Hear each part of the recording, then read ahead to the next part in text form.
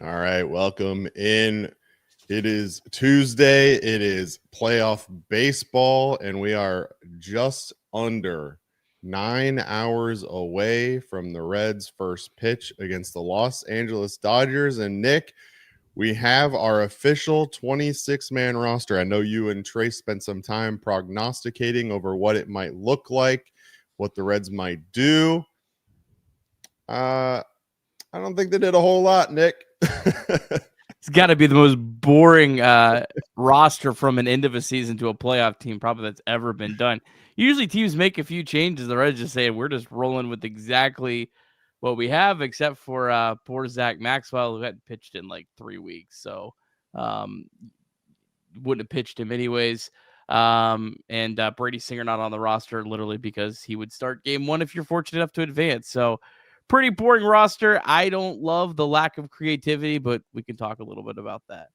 Yeah, I mean, I'm sure there's something to be said for the fact that you were just in Milwaukee, you won a series, you headed straight to LA, and you're trying to keep your team together. And this media has kind of adopted this story of how friends stick together, and that's really the story of the Cincinnati Reds this year, is that they're not the most talented roster, they're not the best team, but hey, they stick together, and boy, are they having fun while they do it. And so here we are, Tuesday night, and Reds face off with the LA Dodgers at 9:08 Eastern on ESPN tonight.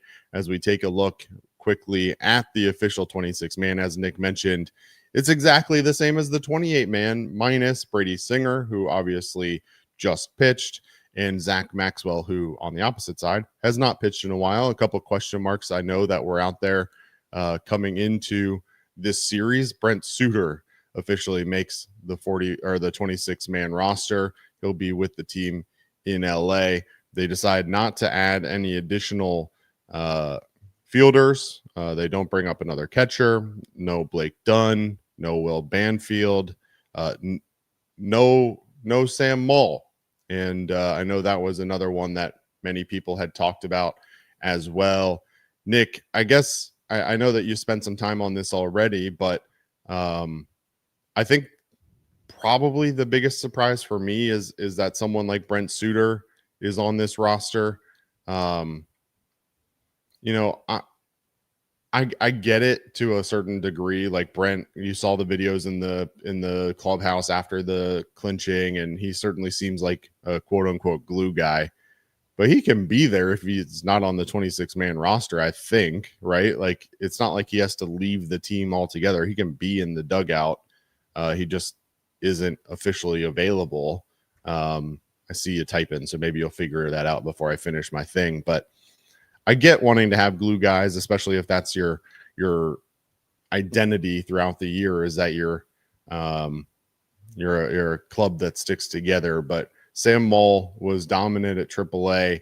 He's been dominant against guys like Shohei Ohtani over the course of his career. I think if my memory serves me correctly, Sam Mull is 1 for 10 lifetime against Shohei Ohtani with just a single to Shohei Ohtani's name. So to go to LA without those type of potential weapons at your disposal feels, like you said, like a lack of creativity. But what's the biggest surprise for you as you look at this 26-man roster? Players who are on the 40-man roster or are on the IL, I guess 60 day IL roster, are allowed to be in the dugout with the team still celebrating. So yeah, Brent Suter, if he's a vibes guy, doesn't have to go anywhere. I don't know. Maybe he's not allowed in the bullpen. I don't know about that. Brent Suter being on this roster is just absolute insanity. Like, I'm just going to call it what it is. I mean, if he's pitching in a playoff game, what are we doing? I mean, Brent Suter is a perfectly fine pitcher over a 162 game season, even a valuable pitcher, I'd say. Like, he ate some big innings for the Reds, but he's eating innings, not pitching postseason innings. So putting him on the roster at the expense of players who could potentially help you, I'm not saying that they would for sure help you, is crazy to me. Like Blake Dunn is a guy that is incredibly fast. I mean, there could be a situation where he could come and steal a bag. Are you going to play Jose Trevino at all in this series? I hope not. But if you do, then you can't pinch hit Tyler Stevenson because you don't have a third catcher. Will Banfield could serve a purpose even if he doesn't play. That's why Brent Suter, to me, is the craziest player to put on this roster. I'm not going to sit here and cry and complain about it. Look, they're in the postseason, but it is frustrating for sure. Santiago Espinal, I don't understand why he's on this roster. Now, if you were going less pitchers and you brought up some additional position players and you wanted to keep Santiago Espinal just because of his position flexibility, I get that. But again, you didn't add the extra position players. You actually are playing one less. So it's even more important to have valuable bench pieces. And again, I just look at Blake Dunn, a guy that not only is he fast, Craig, but he absolutely hit the cover off the ball for about 3 months in the minor leagues and has had enormous splits against left-handed pitching. The Dodgers have 5 left-handed relievers. I don't know if they kept them all on the roster. I haven't checked their roster, but they had 5 left-handed relievers. So it I'll say it. It feels lazy to me. It feels lazy.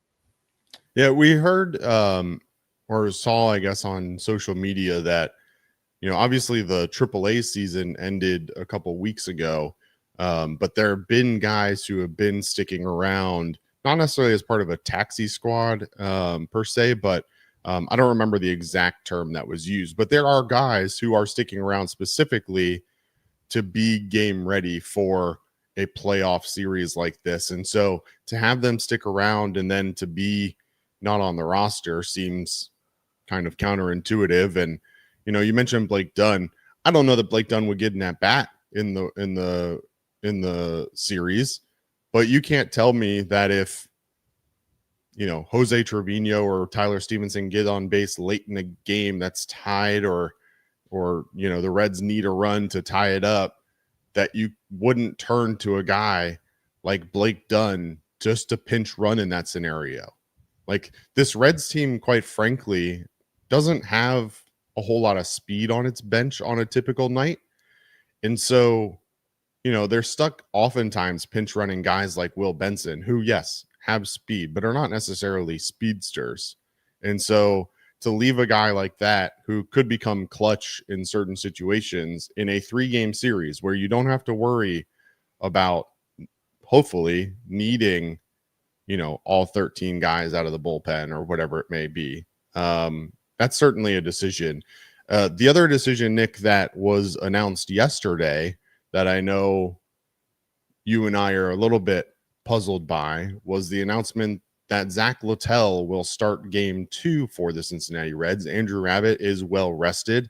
He will not pitch game 1 or game 2. He will be available for game 3 if necessary. And the other decision, Nick Lodolo will pitch out of the bullpen for this series. Be interesting to see how long that designation lasts if the Reds do advance, if he becomes a bullpen arm for a longer series or if he moves back to the starting rotation. But Nick Lodolo stays on the 26-man, but will pitch out of the bullpen. Let's start with Zach Littell. Obviously, Littell, the home runs were the biggest issue for him this year. This series is completely on the road in Dodger Stadium, so maybe that plays into it, and they feel like he gives them a good opportunity to win a ball game in a Dodger Stadium. But you've got an all-star on your team that potentially won't see the postseason if you don't win a game in the first 2. Well, Andrew Abbott, game 3 would be normal rest for him as he pitched on Saturday. So Andrew Abbott has already kind of looked tired at times down the stretch. Now, he rebounded and pitched very, very well the last few starts, so shout out to him. So, yeah, I definitely would not. I'm very much against players on 3 days rest if they made a full start. Nick Little's a little bit of a different case because he threw 1 inning, and the time before it was short. He only threw 82 pitches. I hope that Littell in game 2 is the creativity that this roster lacks. If it's a creative move and the Reds are trying to throw off the Dodgers, I'm all for it. I love that idea. Derek Johnson was the pitching coach in 2018 when Wade Miley came out and faced 1 batter, and then Craig Counsell went to his bullpen. Now, obviously, you can't do that. They have to face 3 now.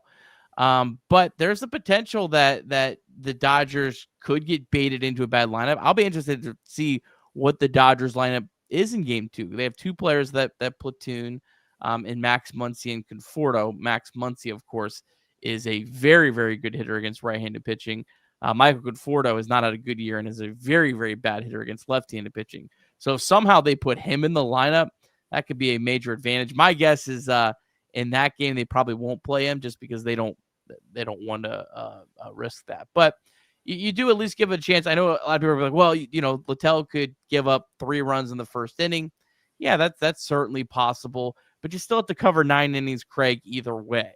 So if you're able to mess up their lineup, you're able to make it a little bit more challenging on a Dodgers team that is clearly more talented than you.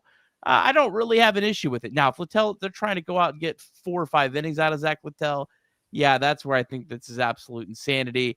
And I think that decision to pitch Nick Lodolo on Sunday just looks more and more curious. Now, in fairness to Francona, if Nick Lodolo came out on Sunday and it pitched very well, like we've seen him pitch most of the year, and the Miami Marlins would have lost, and the Reds somehow win that game, obviously that move looks incredible right now, and we're singing the praises of Terry Francona. So I want to be fair on that. But again, we'll see how it plays out. I'm cautiously optimistic that this is just simply a 1, maybe 2, 3 inning if he looks great in Zach Littell. But my last point, I've gone a long time. I think we're poo-pooing a little bit too much on a guy who does have a sub-4 ERA this year. Zach Littell has pitched well this year. He's pitched a full season. This is not a scrub pitcher. This is not, you're not starting. I'm not going to be mean. But he's a capable pitcher. And we've seen this guy pitch dominant games against the Cubs and the Brewers. So I want to pump the brakes on the Zach Littell hate completely, but I hope it's more of a roster a game manipulation type move. Sure. And, I know Nick Lodolo, if he were to come out of the bullpen for this series, it would be his second professional bullpen appearance after this past weekend. Got one. He did make 3 bullpen appearances in college, is what I heard. Oh. Zach Littell at Dodger Stadium, 9 games, 0 starts. So he did it back when he was in the bullpen. 5.59 ERA in 9 2/3 innings. He gave up 5 hits, 6 earned runs, 2 home runs at Dodger Stadium for what it's worth. But I will go to your point. You mentioned Lodolo coming out of the bullpen. I actually several days ago mentioned stacking Chase Burns with Zach Littell, and the Reds seem very comfortable with Chase Burns in a late inning scenario. I wonder how they would feel about him in a quote unquote bulk relief scenario where Littell gives you 3-4 innings, and then Chase Burns comes in to give you 2-3 innings, depending on how things go. And then you turn it over to your late inning guys, and now all of a sudden you're in the 8th, 7th, late in the game, hopefully in a competitive ball game to be able to try and pull out the win. I like that kind of balance between Littell and Chase Burns being the power pitcher that he is. So I'm with you. I certainly, even we saw it in Milwaukee. Littell lasted, I think 4 1/3, if I'm remembering correctly. So even in that situation, it's not like they leaned on Zach Littell for a long outing per se. I would imagine that it will be very similar. 4 2/3 for Littell in Milwaukee, 3 hits, 1 run. So I would imagine it'll be something very similar to that. And then how the bullpen shakes out will be determined. But obviously a lot of that, Nick, is going to be determined tonight, right? Hunter Green on the mound for the Cincinnati Reds. If Tito is like most managers, he'll be managing like there's no tomorrow. And Hunter Green will, despite being your ace, will be on a somewhat short leash. And if things go sideways at all, you'll look to think of what the bullpen looks like there. So knowing what your plan may be on Wednesday, what's your plan for Tuesday after Hunter Green? Probably the most difficult decision that Terry Francona will make in this postseason might be how long do you stick with Hunter Green tonight? And it's not an easy decision. I'm not going to sit here because Hunter Green has the chance to go out and throw 8-9 innings if everything goes right. I highly doubt that happens tonight, but it is at least possible. I think they're hoping and praying that I think Hunter Green can go at least 6. And then you just go to your horses in the back, and then you go into tomorrow with your full disposal there. I don't think Chase Burns pitches tonight, no matter what. He hasn't pitched yet on 1 day's rest. My guess is tomorrow's plan would be Littell. I don't know how long that is. I'm hoping 1 inning, but it might be longer. Then Lodolo, and then Burns, and then you get to your bullpen that way. That would be my guess is how tomorrow goes. And then today you're hoping to get as long. But if you don't go long, I'm guessing Nick Martinez is probably the first guy that you would see today if somehow these things don't go well for Hunter Green. But to be completely honest, things don't go well for Hunter Green. I think a lot of our conversations are pretty mute because it's really hard to see the Reds winning this series. And it sucks for Hunter Green. I talked about this with Clay Snowden last night. Hunter Green has all the pressure on the world on him. Everyone knows that for the Reds to win this series, in any logical way, it has to involve Hunter Green dominating. Now, having said all that, if Hunter Green does pitch well today and the Reds win, all the pressure that is on the shoulders of Hunter Green right now gets shifted to the LA Dodgers because they have their backs against the wall. They are 1 loss away from their season being eliminated by the 83-win Cincinnati Reds. So, Hunter, I love you, man. I'm sorry that you have to take this incredible weight, but you feel like you were born for this start. And I'm excited to see how he performs. I expect good things out of Hunter Green tonight. I'm not going to sit here and come on a post-game show and cry if he doesn't pitch well in his first postseason game. That's not me. That's not fair. But I do believe that he can go out and absolutely shove tonight. Absolutely. Returning back home, went to high school just minutes away from Dodger Stadium, grew up cheering for the Dodgers. I know that he will be amped for this one. I think my biggest concern is just, can you keep your emotions relatively in check and go out there and pitch a baseball game? And I think that's probably the biggest challenge for some of these guys is don't let the moment get too big. Don't let the fact that you're standing across the field from the Los Angeles Dodgers, this mega team that was expected to win 120 games, right? So that'll be intriguing to watch how some of these younger guys handle their first opportunity. How do guys like Gavin Lux, who have played in 30 playoff games in their career already, help these younger guys manage the emotions as they go through this? All of that will be interesting to see for me. The other side of it, Nick, you just mentioned, obviously the pressure shifts to the Los Angeles Dodgers. Obviously the payroll is what it is. We've seen the investments that they have made. If you haven't already, Nick has already put out 2 YouTube videos today. One of them with Clay Snowden about why this Reds team can win this series.